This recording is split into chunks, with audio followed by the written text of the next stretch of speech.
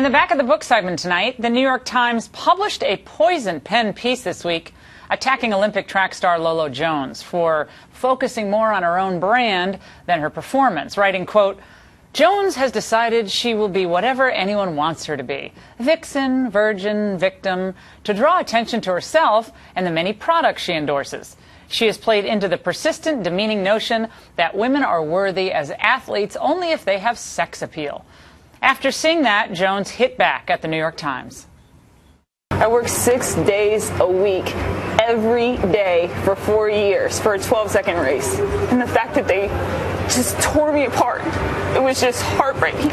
I'm not didn't even do the research, called me the Anna Kournikova of track. I have the American record holder. I am the American record holder indoors. I have 2 world indoor titles. And just because I don't boast about these things, I don't think I should be ripped apart by media.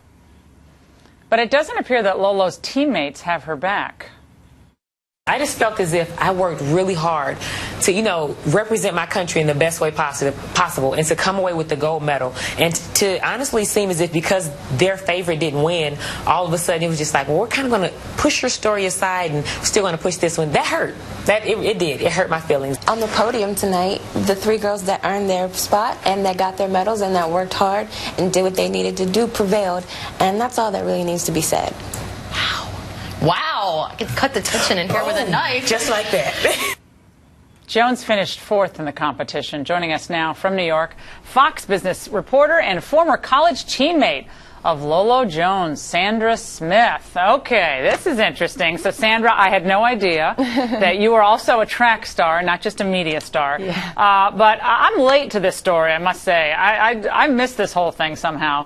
But Lolo Jones is an amazing athlete. I mean, she had that hit of the hurdle back in 2008 where she was expected to win. She didn't win.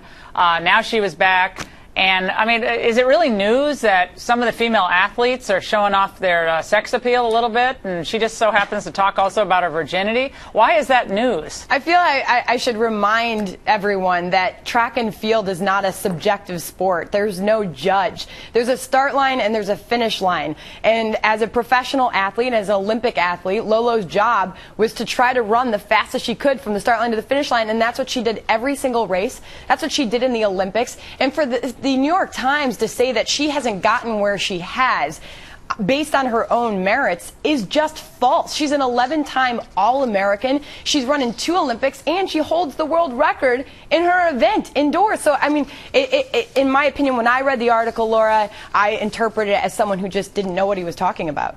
Well, it was also, the quote, it reminds me of Anna Kournikova, the tennis player who was known and is known for, she's very beautiful, but maybe not one of the better players. But as you said, not an outdoor record, but 2 major indoor records, and her athleticism speaks for itself. Now, she didn't win. Who knows if this article and all the media attention, negative media attention, affected her. And there's the flip side of this, though, right? Because you put yourself out there, you pose in the provocative ribbons tying up your body. Then at the same time you talk about the fact that you're a virgin. It sends kind of maybe some mixed signals to people. But I have a feeling if she were out there, perhaps, Sandra, saying, well, I'm in a sexually transitioning period, or maybe she lesbian or something. I don't know. People would have said, oh, that's cool. Look at her. She's talking about her life, and that's neat. And instead, maybe the virginity thing kind of played into it. I don't know. Maybe she was just too Christian, too conservative, too moral for the mainstream media. I don't know what their reasonings for tearing her down were. I think it's very unfortunate, though, that an American athlete was representing our country at the Olympics, and a newspaper right here at home in our own country decided to tear her down prior to that. Well, and her teammates had some kind of nasty words for her after. I mean, who knows what happened there. But it's great to get your perspective, Sandra. Thanks so much.